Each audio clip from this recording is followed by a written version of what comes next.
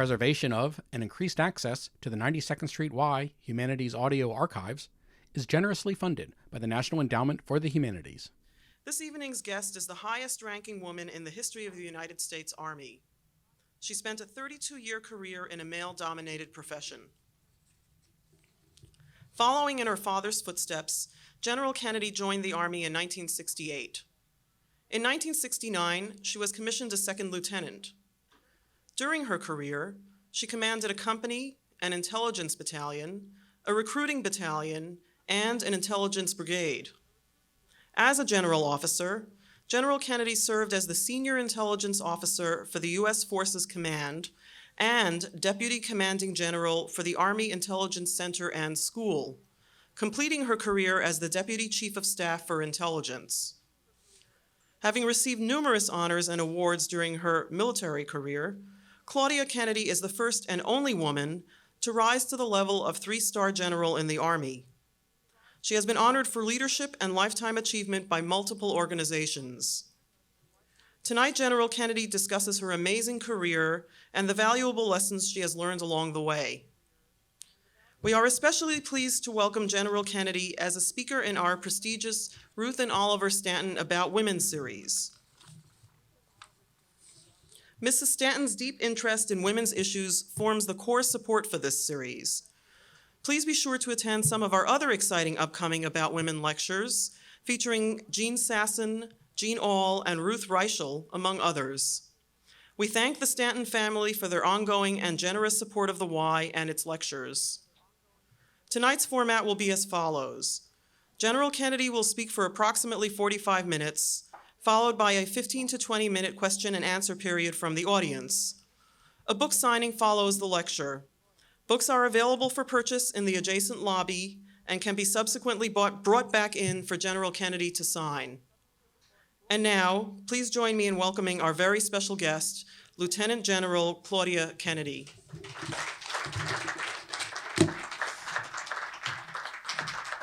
Well, thank you very much. I appreciate that warm New York City welcome. And a number of you are here at the request of a good mutual friend we all have, Walter and Selma Kay. And so it's a pleasure to see you all again in this occasion.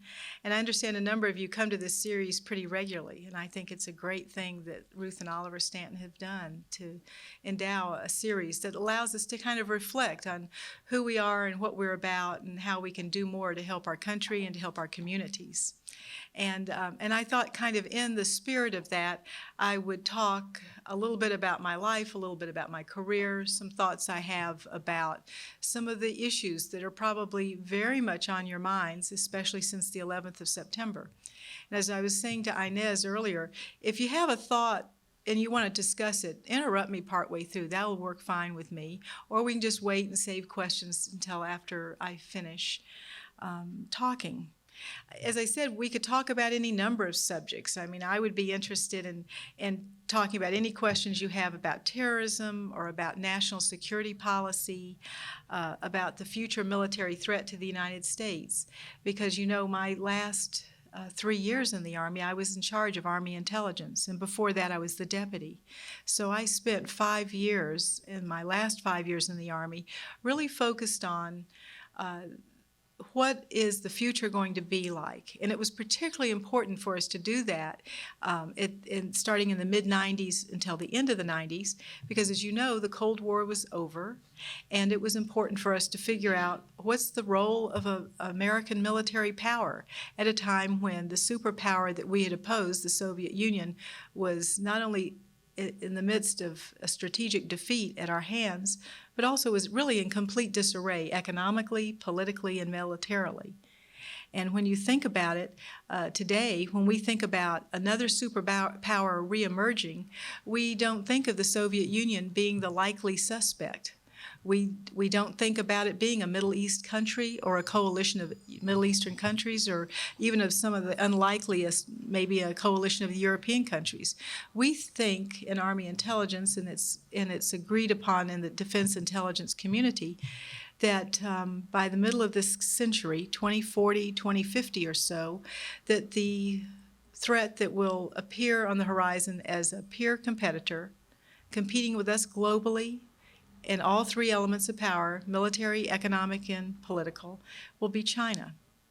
So we spent quite a bit of time in Army intelligence sort of thinking about the trends and what does the future look like.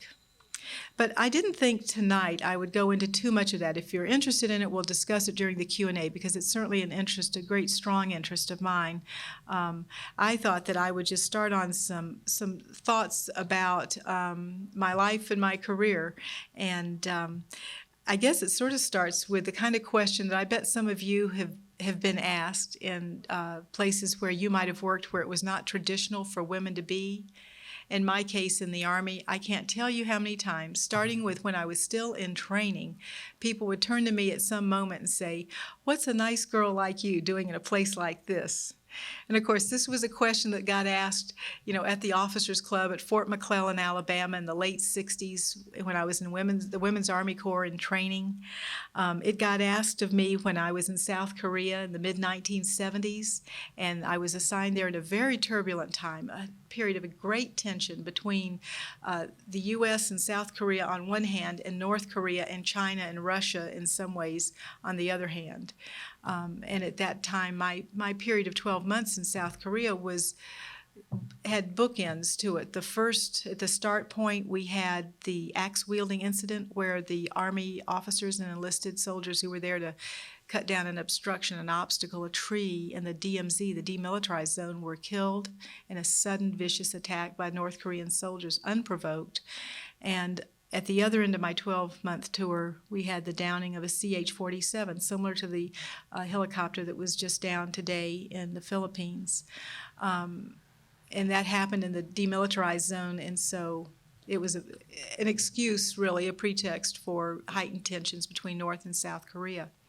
Well, today it's a lot calmer in Korea, as much as anything is because South Korea is so clearly in the ascendancy, and North Korea is in decline and is unable to even do half of the training it used to do militarily, and really has large numbers of its people are starving.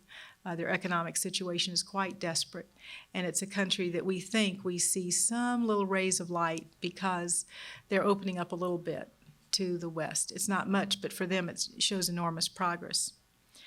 Well, when I try to explain to someone what I'm doing in a place like this, I think it always starts with your parents.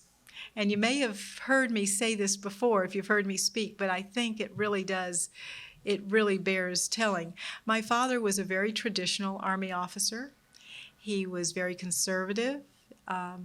But one of the things he did with me as his oldest child of 4 children in our family is that he would talk to me very seriously about what was I going to be when I grew up. I mean, my father was very, very structured. He started talking to us when we were 8 or 9 years old about, here's your life plan. You go to college. You do college in 4 years, not 5, 4. You get a job. You move out of the house with all of your possessions. You may leave no more than a footlocker in the garage. Everything else goes with you. You come back for frequent, friendly, warm visits. But you move out at the end of the 4 years. It was hilarious when I think about it now. At the time, of course, I thought this was a totally normal conversation. And I have friends that envy the kind of guidance my father was able to instill in all 4 of us. And we did exactly what he said. We did college in 4 years, no more.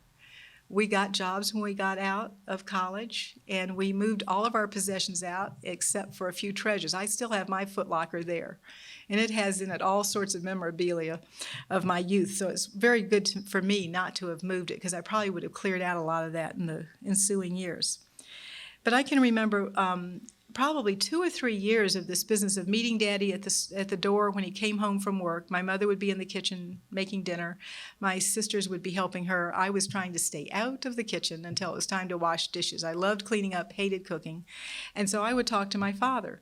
One time he came home, I was in the 7th grade, and I didn't even let him get his hat off. I said, "Daddy, I know what I'm going to be now." He said, "What?" I said, "I'm going to be a nurse." And he turned around and said, "Why not be a doctor?" Now, my sister later became the nurse. She's an RN, she's a midwife, she's a neonatal specialist. She, in fact, lives with her husband in Australia. And she's done enormously interesting things as a nurse. But there was my father urging his daughter and this would have been 1959 or 1960 time frame, well before the feminine mystique and other public ways of expressing how women need to work. And there he was encouraging that. Well, turning to my mother. In our family, we talked about politics. We're not the Kennedys that you were hoping for. We're the Presbyterian Scottish Kennedys. But we talked about politics quite a bit. And we had, the night before this particular incident, had been talking about the presidential elections, 1952. It was an interesting time. I came in the next day from playing outside, and my mother's in the living room ironing and watching TV, and on the screen there's this head and shoulder shot of somebody, and I say, "Who is that?" And she says, "That's Adlai Stevenson." And I said, "Now," and she connected it to the candidates running for president, and I said, "Well, now who are we for?" And she said, "Well, we're for Adlai Stevenson, but don't tell Daddy." So my mother was independent. She had her own viewpoint, and she was strategic about when she expressed it. Well, recently, the daughter of my first cousin was staying with me for about a month, and she pulled something off the internet that I probably would have passed by. It was some email someone had sent, and I get so many emails, I usually delete if it says forward in it. It just doesn't get by me. But this was kind of a good one. I kind of liked it. It was one of these little things about women and girls. And it said this: before 18, a girl needs good parents. Between 18 and 35, a woman needs good looks. Between 35 and 55, a woman needs good personality. And over 55, she needs cash. And I thought that really did have, for me, there was sort of a metaphor in that for what does it take to be successful, and how does it fit with that. I think it's a bit of a reach to try to use those exact ages, but what it meant to me was this, that there are things you do when you're young, before the age of 22, that if you don't do them then, it probably won't happen. And then there's another layer to ourselves we add sometime in our 20s and early 30s, that if you don't do it then, you can probably do it later, but it won't have the same powerful effect as if you were to have done it at these stages. And then after 35, I think there's another level that you cannot do until you get to that age. You don't have the energy for it. You don't have the propensity to do it.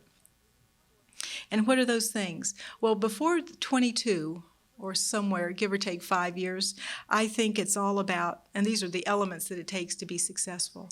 And I think they're true for men as well as for women, but I'm thinking about women in this. Before 22, it's all about character and education and sports. And that, I came up with those thoughts, and then all of a sudden it struck me later that matches what the Army fitness program is about. In the U.S. Army, we have something called Fit to Fight, Fit to Win. It's all very aggressive because we're very muscular. And but we talk about the three types of fitness: physical fitness, mental fitness, and spiritual fitness. And I think it's probably true of most of us that we think about the physical development when we're younger. We think about mental development, both keeping mentally healthy, emotionally healthy, as well as mental growth, the desire to learn more and take on all new kinds of interests. That kind of is something we do a little bit later in a positive way. And then, of course, I think it is later in life, sometimes midlife or later, before we become deeply interested in our spiritual parts of ourselves. So anyway, before 22, it's about character, education, and sports. Between 22 and 35, it's about discipline, teamwork, and taking the long view. And in my book, I talk a little bit about some examples of taking the long view. And we can talk about those now, or we can talk about them in the Q&A.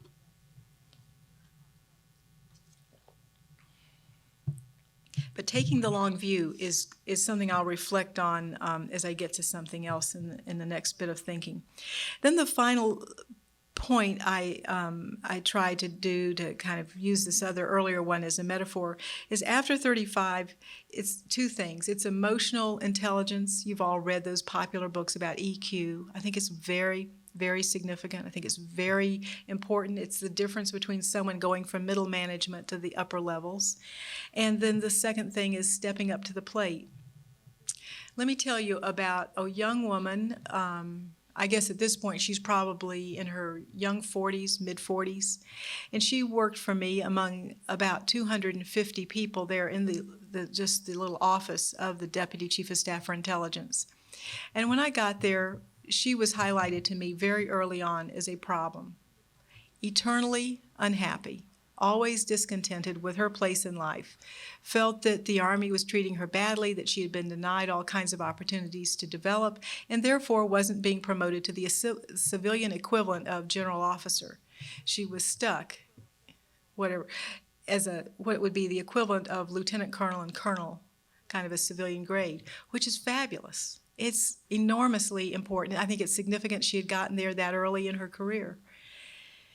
And I thought for a while I was going to be able to just fill her cup, because it seemed to me that it was always mostly empty, and I felt like if I just gave her enough attention when I was the deputy to the intelligence head, that she would kind of feel like we'd circled the wagons for her and made up for whatever this viewpoint was that she had been badly treated.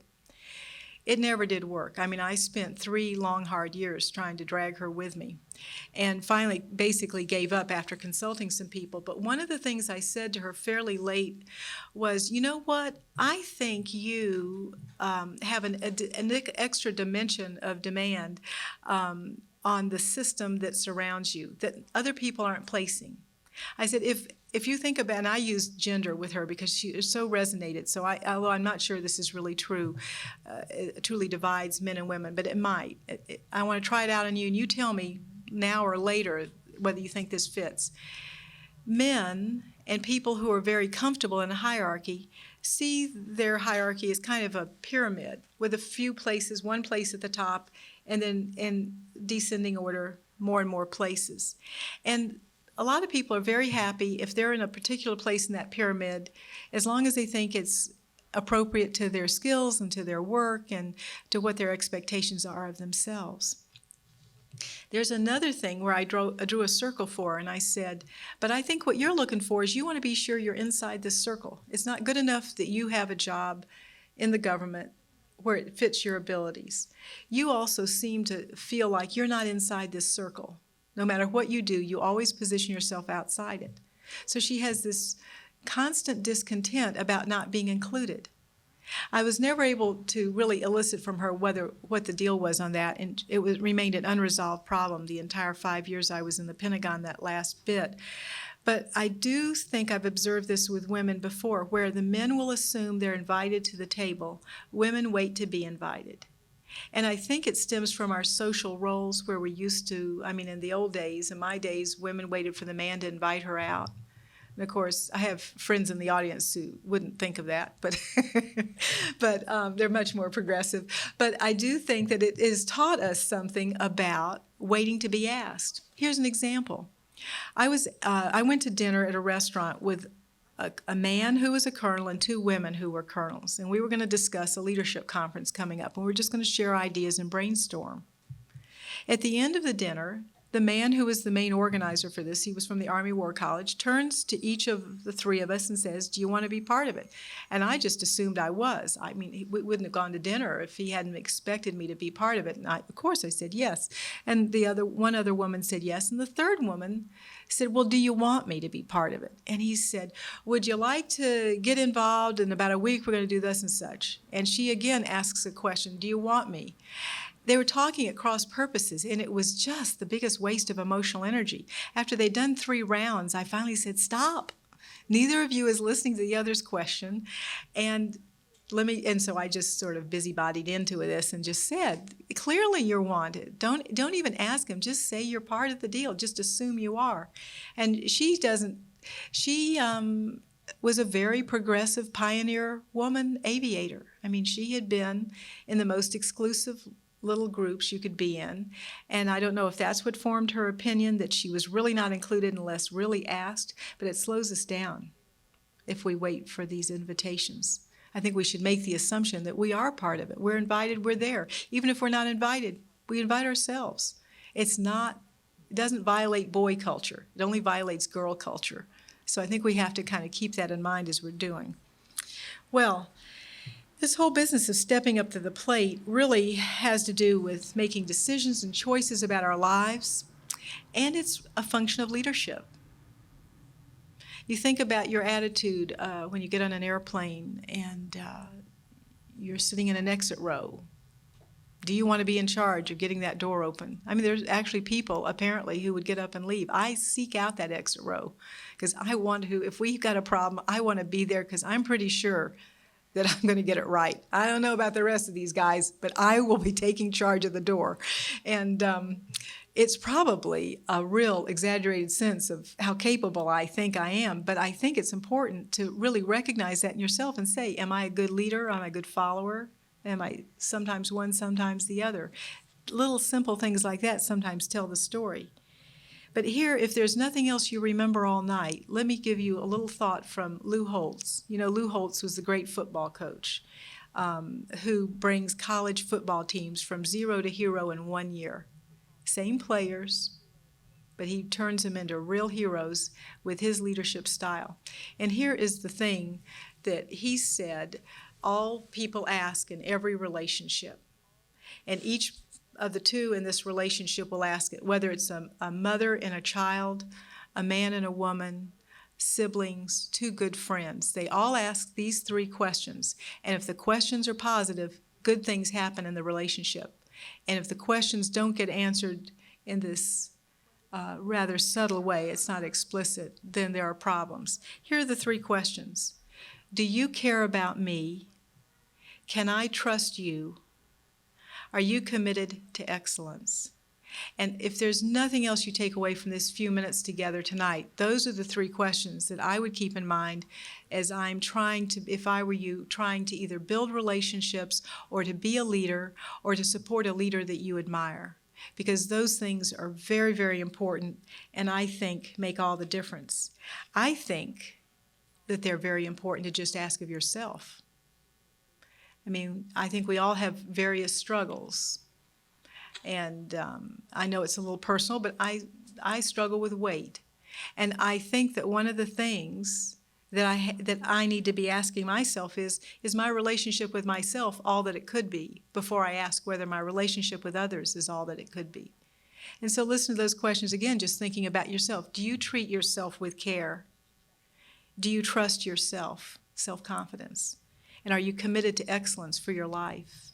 I mean, these are powerful questions, and I think they have universal application. Well, it's been a wild ride in the year and a half that I've been out of the Army. And one of the exciting things was I was able to write a book. In fact, Jill Bronson, in the third row here in the white sweater with the great jewelry, is one of the people, in fact, the person who introduced me to Norman Brokaw, who gave me the book contract. And it's been a lot of fun. Tina Andreatis is in the group. She's over here with the beautiful hair and makeup. And she works for Time Warner Trade Publishing and was the person who helped arrange my book tour. Well, the book tour was just amazing. And among other things that have come out of that book and book tour has been the opportunity to work on a project with some people in Hollywood. And one of the things they said to me was, tell us your 10 rules for success. 10 rules for success? I feel like an idiot trying to line up 10 rules. I thought it was impossible, but, they're from Hollywood, and they have really good makeup, so, I'm sure they're right. So I get on the airplane coming back, and I think, okay, I'll come up with a couple of rules. Well, I ended up with 23 rules. And, of course, this isn't even all of them. I'll come up with some more, and then we'll cull them out, and then we'll do something with them, I hope. Some of this stuff is stuff you could have told me. In fact, I'd be surprised if any of it will sound new. And don't worry, I'm not going to go through all 23. I just picked up 5 or 6 that I thought I would talk about a little bit. One of them is this idea, it's not what you know, but who you know.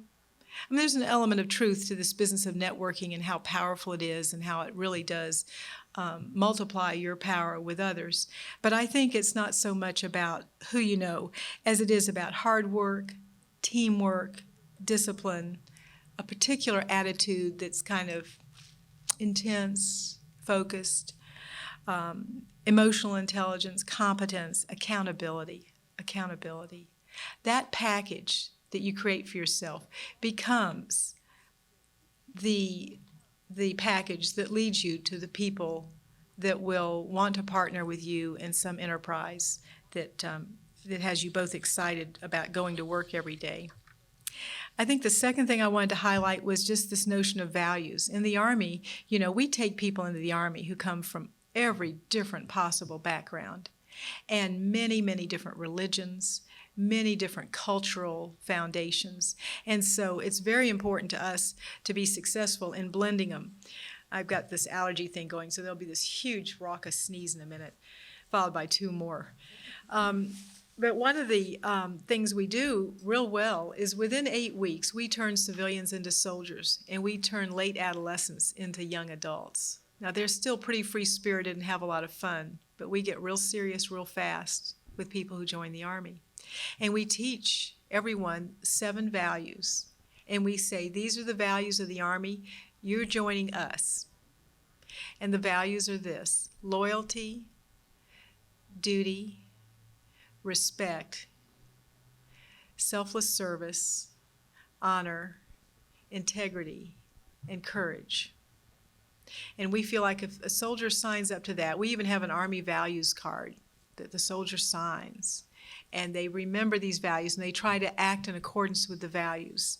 But we think that helps give everyone something that is not in conflict with whatever their original thoughts were about these matters, but something they can be proud of, and so they all understand each other. Well, I guess the third point I'd like to make is that I think we're all much more individually important to the outcome of things going on at work or in our lives than we appreciate. I think we often think of ourselves as just mere bystanders. Let me give you an example. When I was a brigade commander in Kunia, Hawaii, nothing could have been a more wonderful place to have been for 2 years. I looked around, we had shift workers. So people needed to find a place to leave their children when they were going to work at 11 at night and getting off from work at 7 in the morning. We had institutional daycare, but it only worked during the daytime hours, and it didn't open up even early enough for a day worker to go because they had physical training first, so it wasn't very useful. And so most of my soldiers depended upon in-home care provided by people who had been certified with a few little courses on first aid and how to treat children appropriately. But it still didn't take care of all the needs. So we put on an effort to establish child care that was free to the parent, that didn't cost the Army anything, although we did end up spending a little tiny amount, and that would be reasonable for children right outside the workplace where we were. And it took about 6 or 8 months to do it, but we did it. No one else had ever done it, and it ended when I left, because it takes enormous, leadership, sponsorship to get something unusual like that. But what happened was the soldiers would leave their little young children there, and then they would come back during the hours when they were supposed to be off, and they'd pay back the hours caring for people on a different shift. And it sounds like a huge burden, but it had enormous effect. One Monday, someone came in to tell me about what had gone on over the weekend in a lot of different places in the brigade. One of them was the child care center. They said PFC, Private First Class so-and-so, came in and left his child with us. He had to go to work right away, so we didn't get to process him as kind of a new parent. But we thought it was important because he told us that he didn't know anything about taking care of this baby who was about 8 months old. Didn't know about diapers, didn't know about food, didn't know about a schedule. His wife had just left him, had left Hawaii, flown some other place not to return, and he had no idea what he was doing and how he was going to get through it. Well, of course, they all circled the wagons, taught him the skills he needed, and he was a big part of that team. In fact, he gave more hours than he really had to get his child taken care of while he was at work.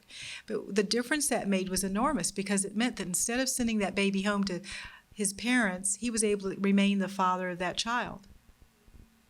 And it was really a terrific experience for everyone, because then they started noticing other people who didn't have quite such a dramatic story, but they still had an enormous need to learn more about how to raise their children without anger and with more nurturing. So I think it made an enormous difference. I'm not taking credit for that. This child care center would never have gotten off the ground if there hadn't been a bunch of NCOs and some young officers who really worked out some different innovative ways to do something that had never been done before and has never been done since. But I do think that we don't often know that the kind of work you give will have an enormous effect in ways you may never be lucky enough to hear about. Well, let's see. I think one of the things I wanted to talk about, too, one of these points is this idea in the Army that we have of, we do a lot of planning and then we execute the plan. I'm not talking about killing anyone who did the plan. I'm talking about getting the plan done. But we also say great execution is better than a great plan. And why do we say that? Because it's important to get to action. You can theorize all day long, but if you don't operationalize your strategy, you're in trouble. An example of that would be this whole business that's going on now with Afghanistan in the post-9/11 America, in this world in which we are now beginning to understand that there is no way to isolate the United States from the events occurring elsewhere, even all the way around the globe. And I think that the thing we're going to be hearing more discussion on, and if we don't, we need to initiate the conversation, is it's not enough to win the war. We've got to win the peace. Now, you remember after World War II, what's the clearest example of winning the peace? It wasn't the military victory. It wasn't even what they set up in the terms of the surrenders of these different armies and countries. It was the Marshall Plan, which put these other countries back on their feet, not just in Europe, but also in Japan. So I think that one of the things we need to be thinking about in this question of execution in addition to planning is linking our strategic planning to action and to funding. And one of the things that doesn't happen now in the effort to prevent deadly conflict is that, first of all, we don't really have strategies to deal with it in a long-term way. And we don't link those strategies to particular policies or laws. And we don't link those laws, if we do happen to get smart enough to pass them, to a responsible, accountable agency to execute in the executive branch, having had the legislative branch, then the executive branch. And then we don't often link it to funding. Here's a child care example. I'm working with First Start. I've been handing out those little bookmarks that tell about First Start that tries to help children who are abused and neglected. There are a lot of laws that get passed in the Congress that never get turned into guidance to the states by Health and Human Services. And even if they do get passed into guidance to the states, they don't get funded. So all that fighting over the law was kind of a moot point. Yet we don't have any mechanism except through special interest groups to kind of get a grip on what's that advocacy. Has it turned into anything other than just a whole lot of hot air? So that's one of the things we need to be thinking about in the international arena. And I think it's worth considering probably in a lot of areas. Well, I guess the final point in this abbreviated list of the rules is getting through the hard times. There's no one in this room, however successful, however very happy with your work, whether it's nonprofit or for-profit or great memories of days gone by when you really kind of conquered the world. No one in here can make the claim that every day was a great day. We all have hard days. Some of us have hard weeks and hard months. Sometimes it goes on a long time before we see a good day. But here's the thing I think we need to keep in mind. And it was, I read it in a little book for teenagers written by Graham Stedman. He's the boyfriend of Oprah Winfrey. And I scanned a book that he had written for teenagers because I have at that time, a 15-year-old nephew who was making us crazy. And I was working on him. And Graham Stedman had a line in there that I just loved. It said, "It's always too soon to quit." It's always too soon to quit. I don't care what it is. It's always too soon to quit. Here's another version of that. In the early 1950s, I don't remember what year or what college, Winston Churchill was invited to be the commencement speaker for a particular college. And he got up and his commencement address was 27 words. And it got the longest standing ovation that college had ever given a graduation speaker. Part of it probably was for brevity, but part of it was for how profound it was. He stood there and he said this: "Never give up. Never, never give up. Never, never, never give up. Never, never, never, never give up." And he did that however long it took to get 27 words into it. That is absolutely the case. I don't care what you're trying to do, whether it's you're trying to stop smoking, you're trying to get on a good health plan for yourself, if you're working on some amazingly difficult but very noble cause, either at work or in volunteer work, never give up. Well, it's not all about being gritty and having grit and being grim. It's also a lot of fun. The Army, for me, almost every day there was some time when I got a huge belly laugh out of something going on around me. Here's one example. When I was a general officer, other people arranged the travel. And sometimes you've got someone arranging travel who's never done that much travel, some little lieutenant who in all innocence gives you transitions that are absolutely impossible to accomplish.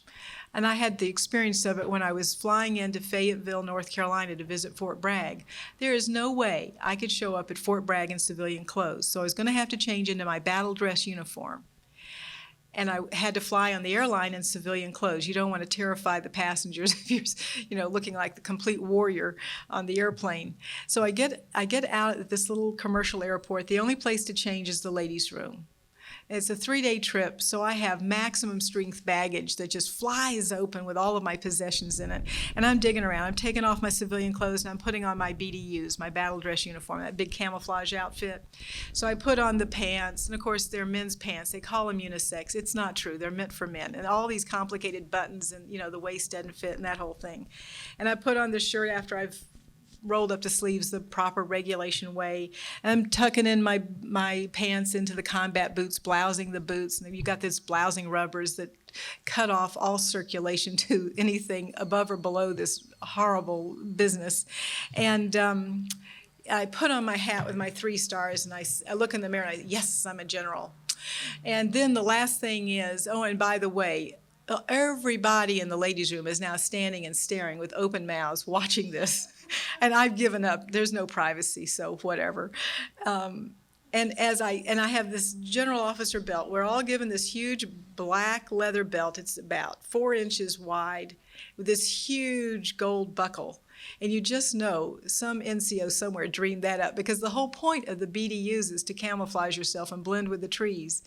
But general officers wear the belt with the big, huge brass bullseye.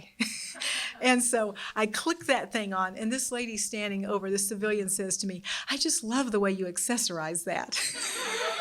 And then this long discussion ensued. She wondered where the earrings were, and I explained, well, we don't wear earrings in the Army. The Army, she thought I was wearing some civilian outfit, and she wanted me to have earrings like the belt buckle. Anyway, I loved it. I just thought that was so wonderful. And, no man in the Army, no general officer in the Army who would ever be told that in the men's room. But we girls know how to look these things in a different way. Well, the book tour is over in its formal, structured way. I went to a lot of different cities. I just had the best time. People I'd served with years before came. Parents of people that served with me came. Children of people I had served with came and visited, and it was just wonderful, as well as a lot of new friends, people I'd never met before. And there was a tight schedule. You'd get up real early in the morning and you'd get ready to go on a little quick TV thing at about 6 in the morning, 6:15 in some local TV station. And then you'd do some radio in mid-morning, and then either at lunch or at dinner a book signing. And if it wasn't a book signing, then it was a Rhodes College event that I did as an alumni for my college. But I'll tell you that my abiding memory of this book tour will be that little moment that occurs a couple of times during each book signing, when someone comes forward with their book and they're whispering to you something wonderful about the person they want you to sign it to. And it's just such a wonderful thing, because they're talking about this person in terms I bet they've never said to that person. The bonds are very strong between us. If anyone ever gives you a book signed by another author, you can be pretty sure that they probably said some things that it's too bad you didn't hear, because it is so warm and so nicely connected. I think that for me that was very important, because this was a book tour that started on the 24th of September. And I think in all of our consciousness, this whole business of the terrorist attacks on us was very much in the uppermost part of my consciousness. I know you all kept up with Portraits of Grief in the New York Times. And I think what we learned from that is something that a lot of us have already said, but it bears repeating, that there are no ordinary lives. The way those people's lives were written about it was a work of art. It was so elegant in the simplicity and the focus and the love that was shown by whoever they interviewed, or several people, to describe those people. And so I think the takeaway on this one is to know that each of us is very valuable and in no way ordinary and in no way part of the common group. We're each unique and we each have very interesting things about our lives. It's just sometimes there's nobody writing about it.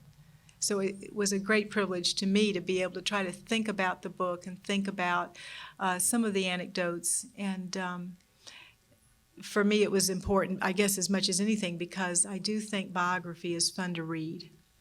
And I think it'd be a lot of fun if each of you would just take a bit of time to write your own. It's a very interesting exercise, and even if you never show another soul, just the act of keeping the journal could be a very powerful thing. Well, we've come to the end of 45 minutes, and so I thought I would open it up for you all to talk to me or ask questions. Or is there anything I've touched on you'd like to give a different viewpoint? Yes, ma'am. I wanted to ask you, from the time you were a child and you told your father what you wanted to do, could you sort of trace your steps, retiring from the Army? Mm-hmm. What did you, when did you go in the Army and all that? Well, I guess it starts even before that conversation with my father was in about the 7th grade. And I can remember these things because I've lived in more places than I have years of age. I'm 54, and I've lived in more permanent addresses than 54. It's somewhere in the low 60s. So I can really pinpoint things if I remember where I was living. But it really starts at probably about age 5, because that was the year my father was in Korea, right after the Korean War had ended. And we were in Memphis because that's where both of my sets of grandparents were. And so my mother would visit with friends and take me with her. And one of the people we visited, there were 2 people, one that I remember vividly. One was my godmother, who lived in a very glamorous apartment. I wish I could see it now. I can imagine what but in the 5-year-old's eyes. A very glamorous apartment, and worked. She had a job. She was the only woman I knew who worked other than my 2 grandmothers. My grandmother was the other person. She had an adding machine, a telephone, and all sorts of office supplies on her desk, and I was entranced. I wanted an adding machine in my life. I loved that clicking.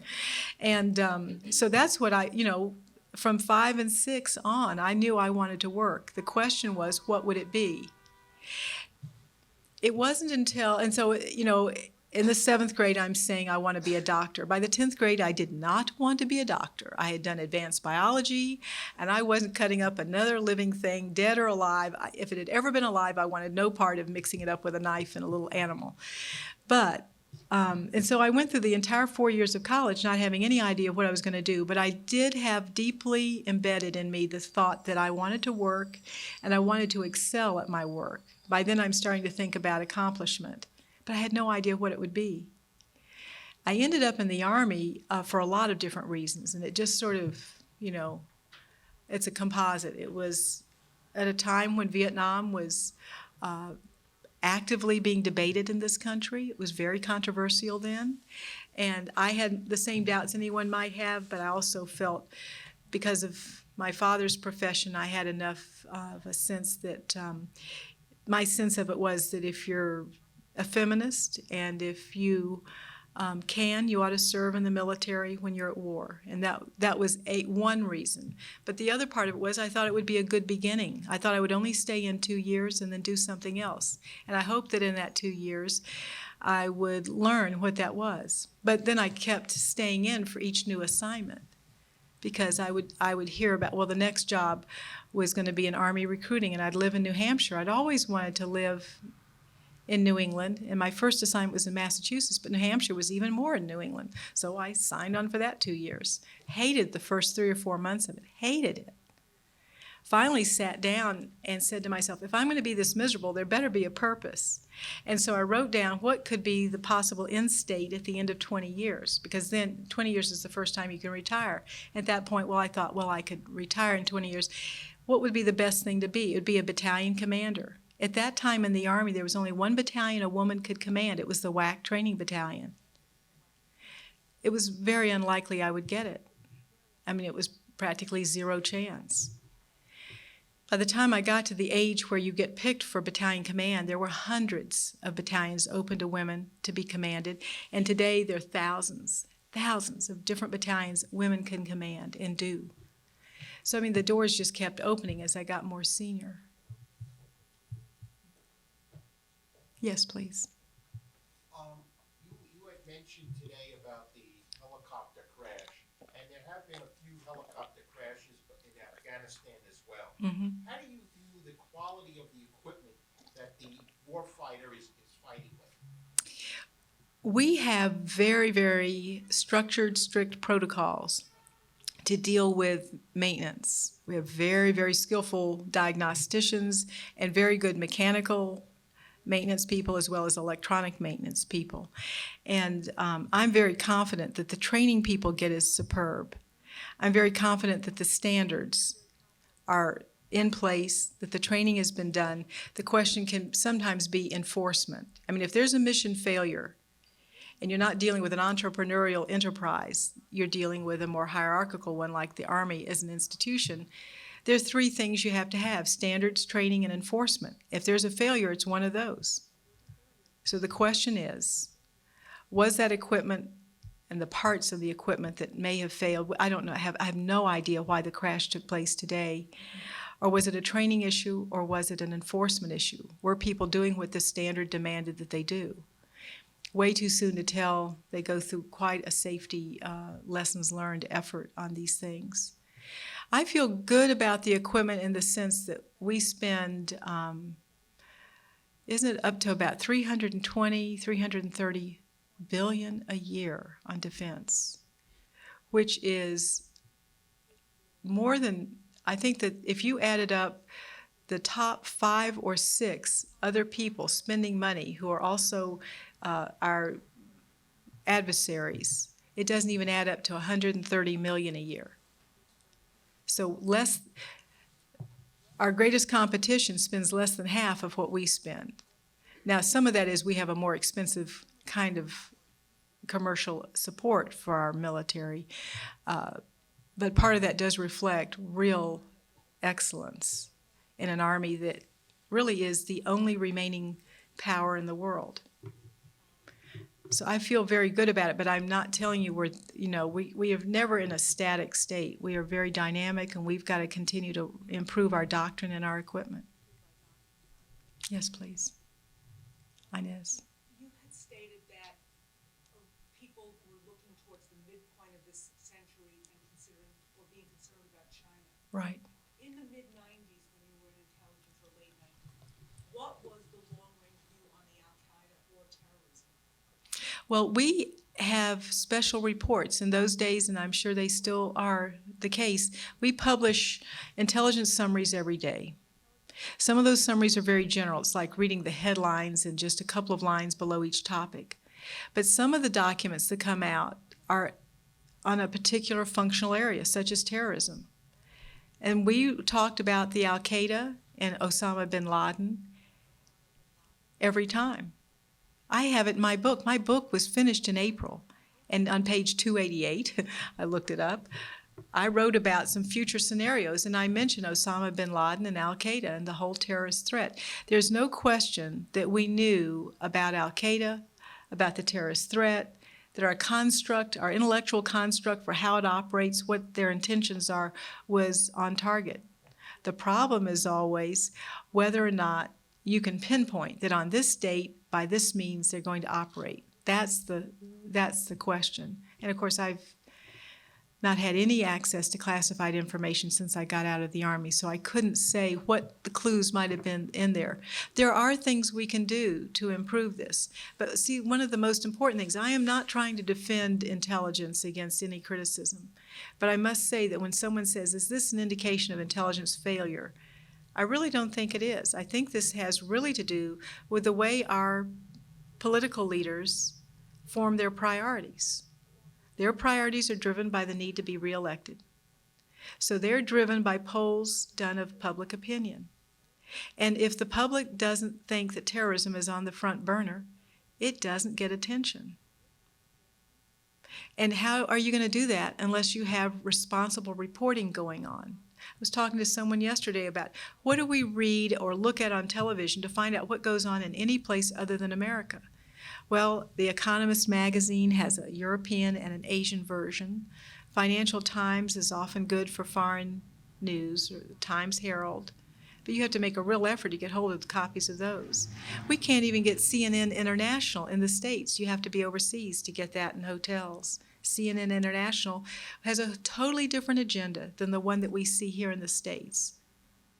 Someone was telling me the other day that the top headline news on CNN International that he had seen had topics about other countries.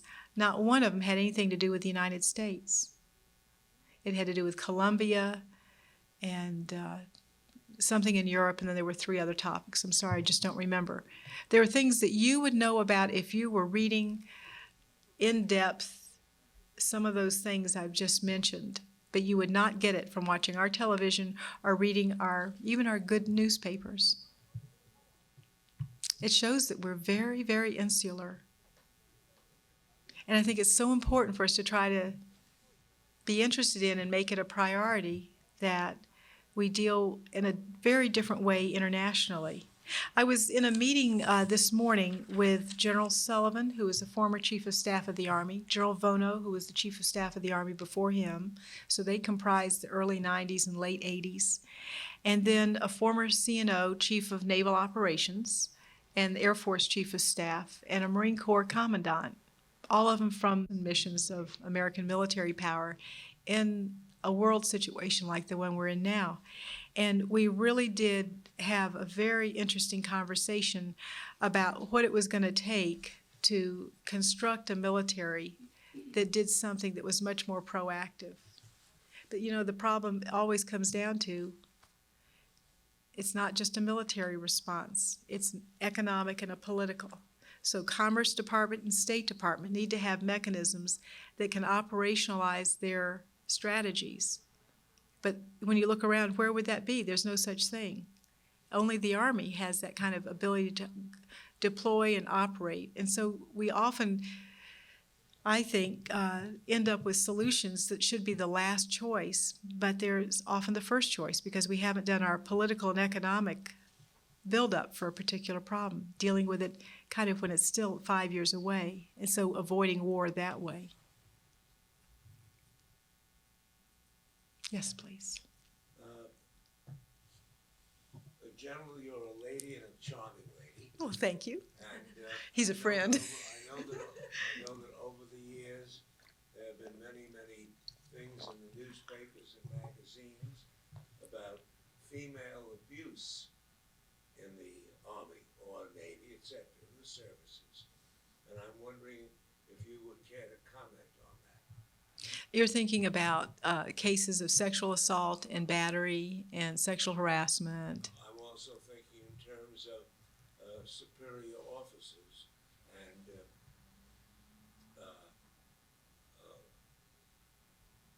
soldiers or sailors and demands they make upon them, etc., whereby there have been a reasonable amount of resignations from the service.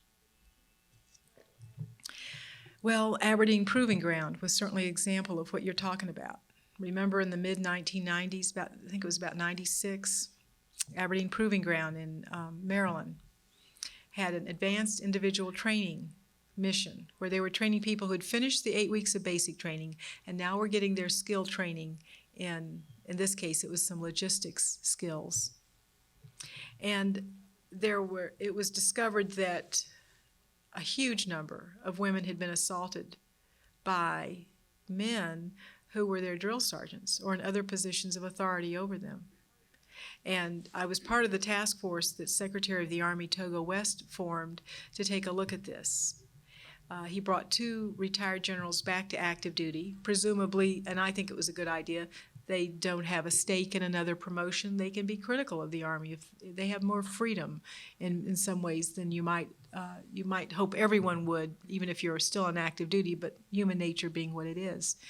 And so I took part in that group. It was about 45 people on the team.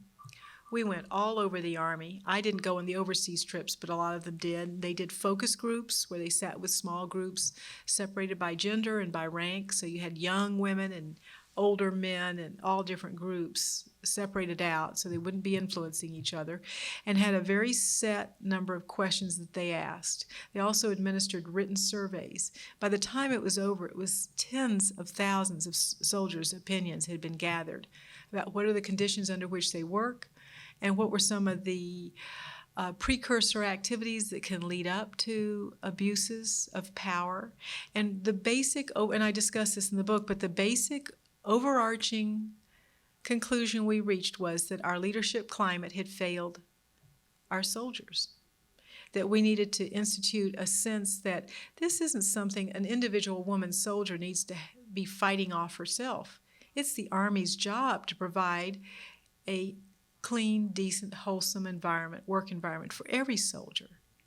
And I think that was a very important move, because we just didn't have a place to go when someone was doing something they shouldn't be doing. You had to deal with it yourself.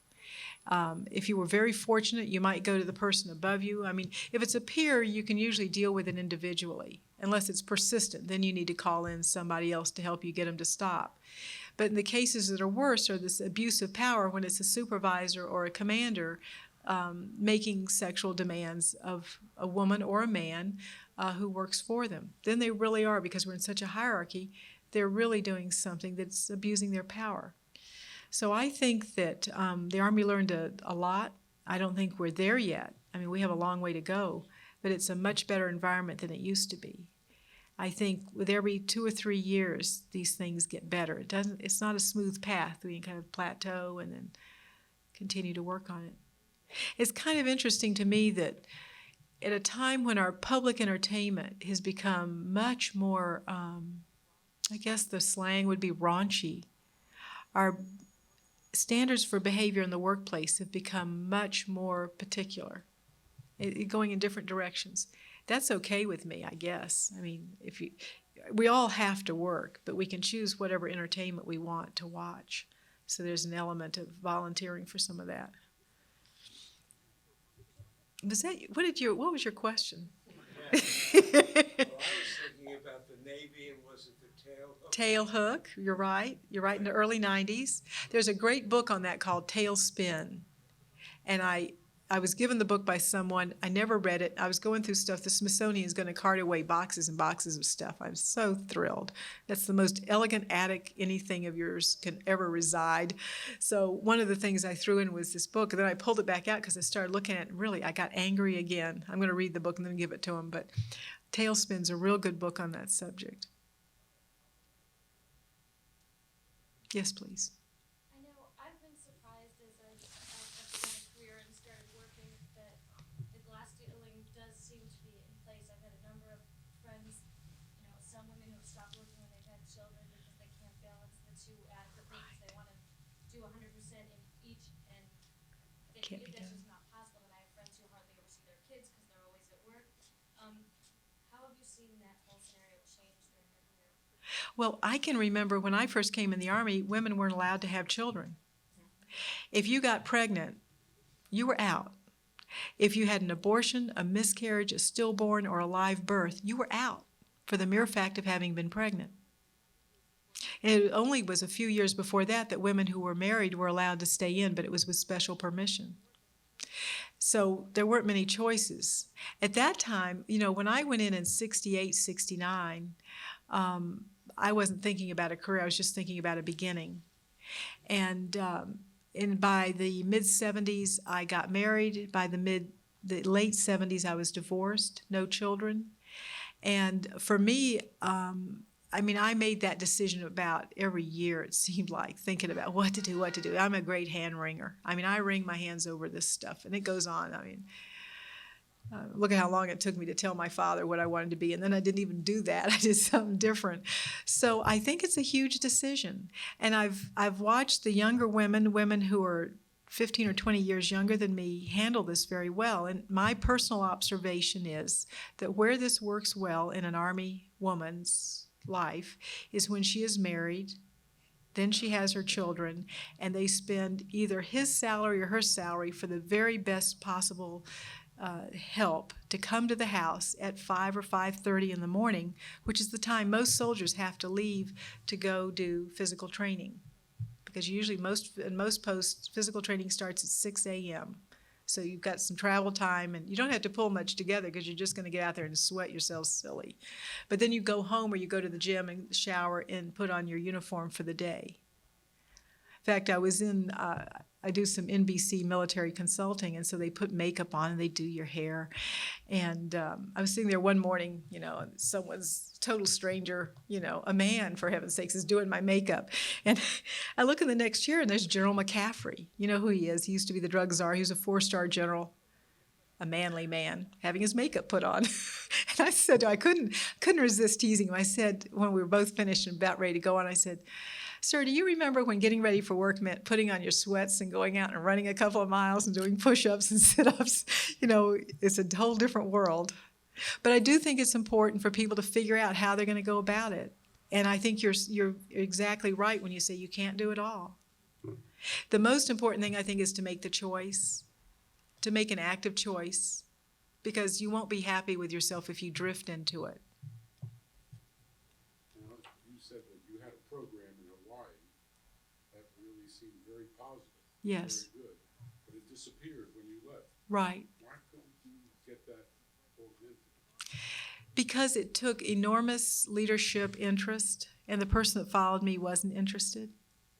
I talked to him about it before. You change about every 2 years. You change commanders, and I talked to him about it, and I was very honest with him because I didn't want him to just let it get bad and go away in a kind of a whimper. It needed to be a decision that you support this or you don't, and he felt it was not worth supporting. Now, he's someone whose wife had been very traditional, had raised their children, and had not worked outside the house, I don't think. So I don't think he felt the pain. I don't think the decisions, he never had to face the crunch moment in any real way. I mean, he might have had to, on a day when she was too ill, perhaps, to take care of the children, he might have had to accommodate. But when you do that day after day, you have to have a fallback. And see, I felt it was very important because Hawaii is 33% more expensive than the average cost of living in a mainland American city. So, and these soldiers don't get paid enough. Many of them are on food stamps in those first 7 or 8 or 10 years, depending on how many children they have. Most of them qualify for food stamps. That's ridiculous. Why do we do that to ourselves? Do you think that the increasing respect since September 11th will yield better pay, better conditions? Is there any movement towards increasing? Yeah, Inez, I keep track of that a little bit, and I do think there is some, but a lot of times this money will go for the things that are most directly involved in improving our capabilities. But there has been some discussion of targeted pay increases, and we always get some sort of little pay increase every couple of years. It's often a kind of across the board 1% or a half or 1.5%, but that's not keeping up with inflation. For the Army, the most expensive thing we have in the Army is people. I mean, often in a group like this, very well informed but not military, they'll say, well, I sure like the idea of bringing back the draft because it helps people really kind of, in America, assimilate if they're new immigrants or if they're from a very restricted kind of background, they get a broader brushstroke, broader exposure to other Americans. But the problem is it's so expensive. One of the things that's been so successful in the Army is to find ways to do the same mission with fewer people. When I came in the Army in the late 60s, on active duty, not including Guard and Reserve, we had 1.5 million people. You know how many we have today? We have 475,000. It's less than a third the size it was during Vietnam. That was a deliberate policy decision. First of all, you don't need that many people. In an industrial age, you're depending on lots of bodies. In an information age, you've got lots of technology to enable, but you also have a very different way of fighting. War fighting is radically different today than it was even 5 years ago. I mean, every 5 to 8 years, the Army has changed its war fighting doctrine. And it'd be too technical to go into, but it's a great story. If you want to read about it, General Bob Scales, is about to publish a book that describes the history of transformation of the Army. And it's very interesting. It leads you to some very interesting ideas, I think, for civilian business, you know, how to go about this. Yes, please. You've mentioned before living in over 60 different places. To what extent are those routine military relocations mission supporting as opposed to just plain institutional? And is it money well spent, and what effect does it have on people who are trying to have families in the military? It's very difficult because if one of the two people, the two parents in the family, is not military, then they have to start over. So we have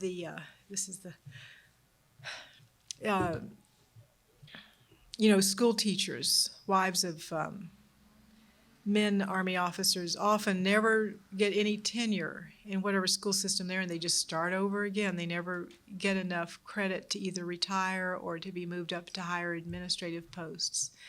It's very hard to keep two real intense careers going. And so usually, especially if they're both in the Army and it's easy to compare, they can figure out who's going to do better than the other based on promotions at the mid-grade level. And so you'll often see a couple kind of make a conscious decision. Okay, his career isn't going as well as hers, so he doesn't try to do all the jobs he needs to do to build a better career than he would have had than the one he's going to have, because they're going to try to keep themselves together so they can keep their children with two parents in the house. But people often go to places like Korea and other one-year tours, and an adult goes and the children and the spouse stay home, and that's a tough re-entry at the end of the 12 months. Yes, sir, in the back. My question is, at one time specifically, before 1973, when psychiatry and society looked at homosexuality as disorder, and active homosexuals were dishonorably discharged or court-martialed and sent for psychiatric evaluation. Today, 60 years later, after the gay rights movement, there's a policy that's been enacted, don't ask, don't tell. Did the Army bow to political pressure on the part of the gay rights movement to accept, but also to enact this policy?